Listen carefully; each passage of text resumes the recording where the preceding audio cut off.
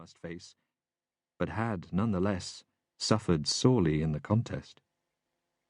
In crushing his passions, he had well-nigh crushed himself. Yet, frail as was his person, there gleamed out ever and anon from under his drooping brows a flash of fierce energy, which recalled to men's minds that he came of a fighting stock, and that even now his twin brother, Sir Bartholomew Bergersh, was one of the most famous of those stern warriors who had planted the cross of St. George before the gates of Paris.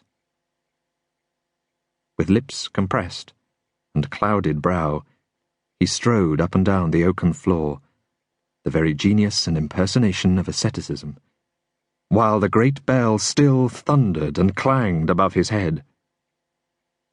At last the uproar died away, in 3 last, measured throbs, and ere their echo had ceased, the abbot struck a small gong which summoned a lay brother to his presence.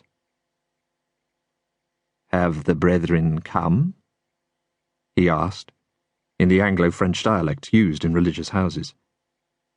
"They are here," the other answered, with his eyes cast down and his hands crossed upon his chest. "All?" 32 of the seniors, and 15 of the novices, Most Holy Father. Brother Mark of the Spicarium is sore smitten with a fever and could not come. He said that— "It boots not what he said. Fever or no, he should have come at my call. His spirit must be chastened, as must that of many more in this abbey. You yourself, Brother Francis, have twice raised your voice, so that it hath come to my ears when the reader in the refectory hath been dealing with the lives of God's most blessed saints. What hast thou to say?" The lay brother stood meek and silent, with his arms still crossed in front of him.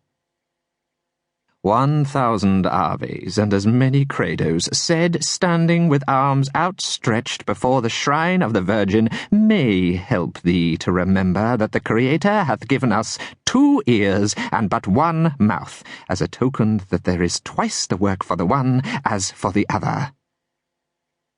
Where is the master of the novices? He is without, Most Holy Father. Send him hither.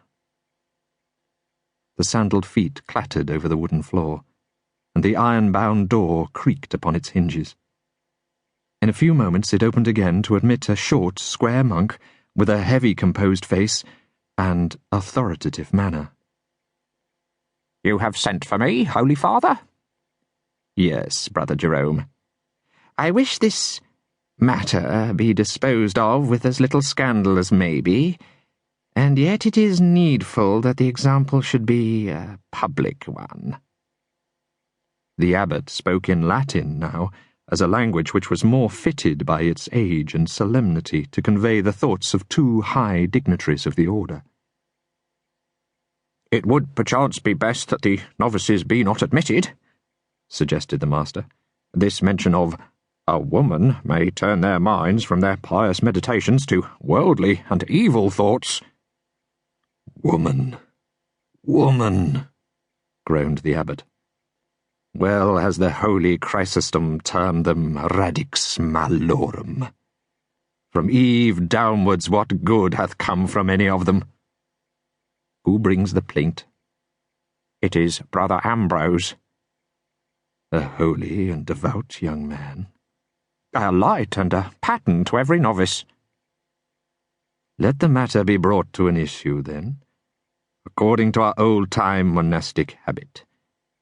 Bid the Chancellor and the Sub-Chancellor lead in the brothers according to age, together with Brother John, the accused, and Brother Ambrose, the accuser." "And the novices?" "Let them bide in the north alley of the cloisters. Stay, bid the Sub-Chancellor send out to them Thomas the Lector, to read unto them from the Gesta Beati Benedicti. It may save them from foolish and pernicious babbling." The abbot was left to himself once more, and bent his thin grey face over his illuminated breviary. So he remained while the senior monks filed slowly and sedately into the chamber, seating themselves upon the long oaken benches.